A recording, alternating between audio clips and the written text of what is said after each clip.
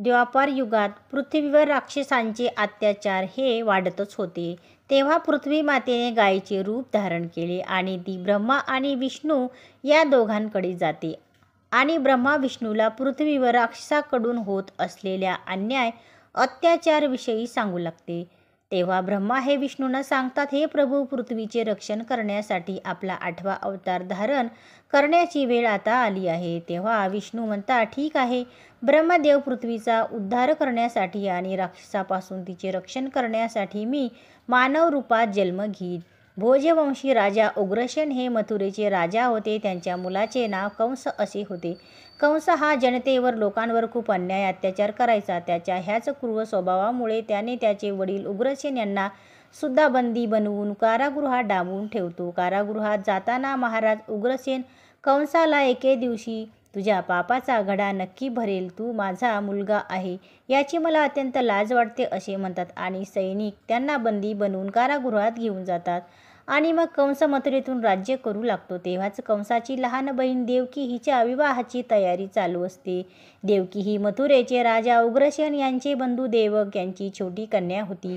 तेव्हा कंस देवकीकडे जातो आणि म्हणतो, लाडकी बहीण देवकी, उद्या तुझे लग्न होणार आहे आणि तू कायमची इथून निघून जाशील. तुझ्या विना हा राजमहल खूप खाली खाली वाटेल. तेव्हा देवकी देखील म्हणते की बंधू, मला सुद्धा तुझी खूप आठवण येईल. मग दुसऱ्या दिवशी देवकीचा विवाह वासुदेव नावाच्या यदुवंशीय सरदारासोबत होतो. मग देवकी आणि वसुदेव या दोघांचा विवाह पार पाडल्यानंतर कंस वासुदेव यांना म्हणतो की माझ्या बहिणीवर खूप प्रेम आहे, म्हणून देवकीला मी माझ्या रथावरून स्वतः सोडायला येणार. तेव्हा वासुदेव देखील म्हणतात की ही माझ्यासाठी खूप सौभाग्याची बाब आहे. महाराज कंस मग कंस विवाह संपन्न झाल्यानंतर देवकी आणि वासुदेव यांना आपल्या रथावर बसवून सोडायला निघतो. देवकीच्या वडिलांनी तिला सोबत भरपूर धनधान्य, दागिने दिलेले असतात. कंस देवकी आणि वासुदेव यांच्यासोबत गप्पा मारत रथावरून जात असतो. तेवढ्यात एक आकाशवाणी होते आणि ती कंसाच्या कानावर पडते. हे कंस, ज्या देवकीला तू एवढ्या प्रेम आणि आदराने तिच्या सासरी सोडण्यासाठी घेऊन जात आहे, तीच तुझ्या मृत्यूचे कारण बनणार आहे, कारण देवकीच्या गर्भातून जन्म घेतलेला 8वा मुलगाच तुझा वध करणार आहे. ही अशी आकाशवाणी ऐकून कंस खूप विचलित होऊन जातो. मग तो ठरवतो की मी वासुदेवाचीच हत्या करून टाकतो, जेणेकरून त्याला देवकीच्या गर्भातून जन्मलेल्या पुत्रापासून मृत्यूचे कुठलेही भयच राहणार नाही.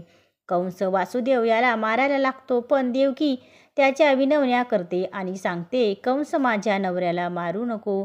मी तुला वचन देते, माझ्या गर्भातून जे बाळ जन्माला येईल ते मी स्वतः तुझ्या स्वाधीन करून टाकेन, पण माझ्या पतीस मारू नको. मग देवकीची गयावया बघून आणि दिलेले आश्वासन बघून कंस वासुदेव याला मारत नाही, पण देवकी आणि वासुदेव या दोघांना मथुरेच्या महालात एका कोठडीत बंदी करून ठेवतो. यावर वासुदेव म्हणतो, कंस, देवकी तुझी बहीण आहे, तिच्यासोबत असे वागू नको. तुला हवे तर मला बंदी बनव. पण कंस दोघांची काहीही न ऐकता दोघांना मथुरेतील कारागृहात बंदी करून ठेवतो. देवकी आणि वासुदेव हे दोघेही खूप दुःखी असतात.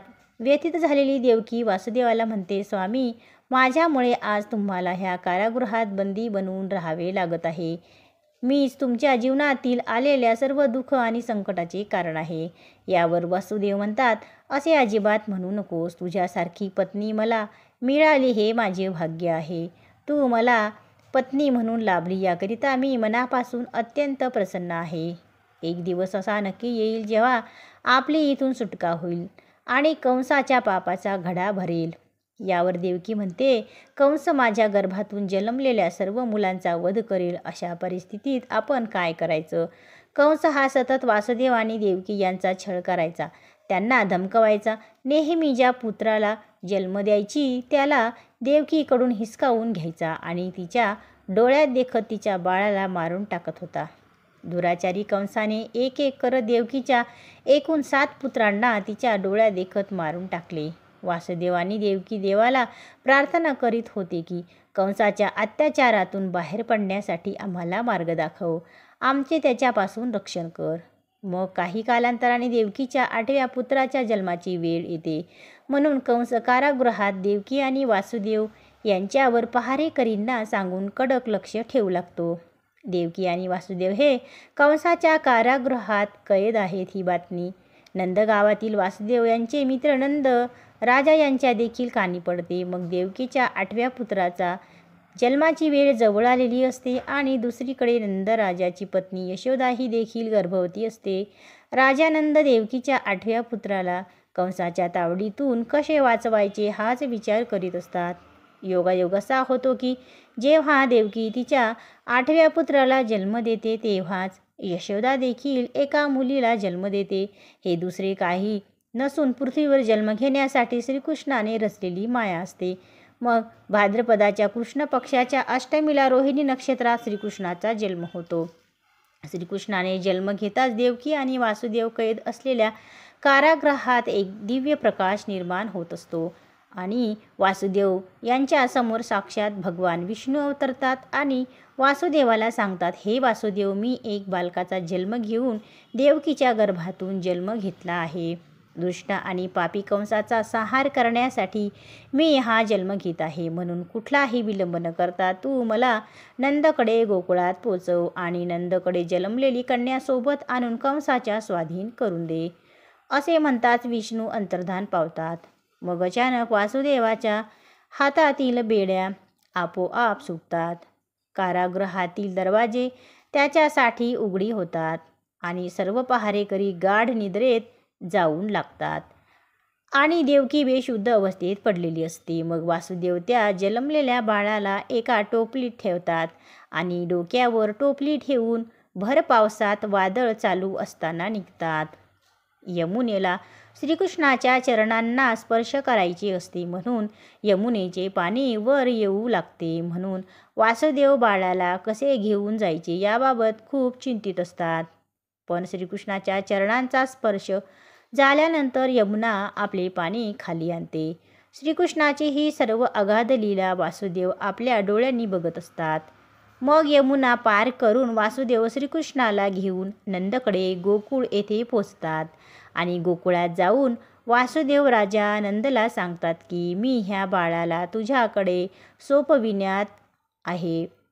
आज मोठा झाल्यानंतर अत्याचारी कंसाचा वध करून मथुरा वासियांना त्याच्या अत्याचारातून मुक्त करेल. यावर राजानंद म्हणतात, मित्र वासुदेव, यशोदा आता गाढ झोपेत आहे. मी लगेच ह्या बाळाला यशोदेच्या शेजारी ठेवून देतो आणि यशोदेने जन्म दिलेल्या मुलीला तुझ्या स्वाधीन करतो. मग वासुदेव नंद राजाकडून यशोदेने जन्म दिलेल्या बालिकेला घेऊन पुन्हा मथुरेत येतो. वासुदेवने कारागृहात प्रवेश करताच कारागृहातील दरवाजे आपोआप बंद होऊन जातात. वासुदेवच्या हातात पुन्हा बेड्या येऊ लागतात.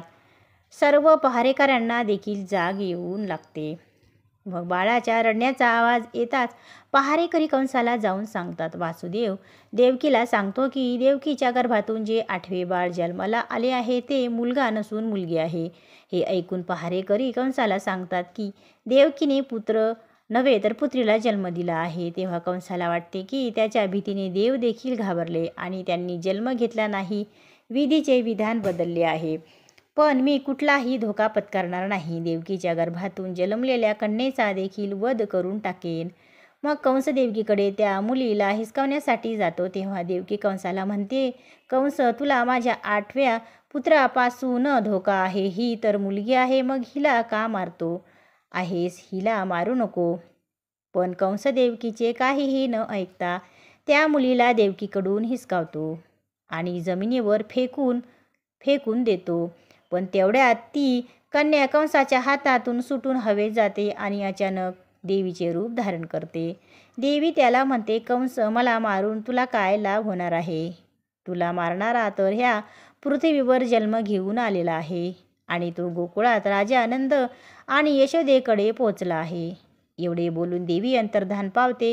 हे ऐकून कंस खूप चिडतो. मग कृष्णाला मारण्यासाठी कंस अनेक राक्षसांना गोकुळात पाठवतो. पण कृष्ण सर्व राक्षसांचा अंत करून टाकतो आणि मग मोठा झाल्यावर मथुरेत येऊन कंसाचा वध करून तो राजा उग्रसेन, वासुदेव, देवकी, मथुरेतील जनता यांची कंसाच्या तावडीतून कायमची सुटका करतो. तर मित्रांनो, ही कथा कशी वाटली ते कमेंटमध्ये नक्की सांगा आणि चॅनलला नक्की सबस्क्राईब करा. धन्यवाद.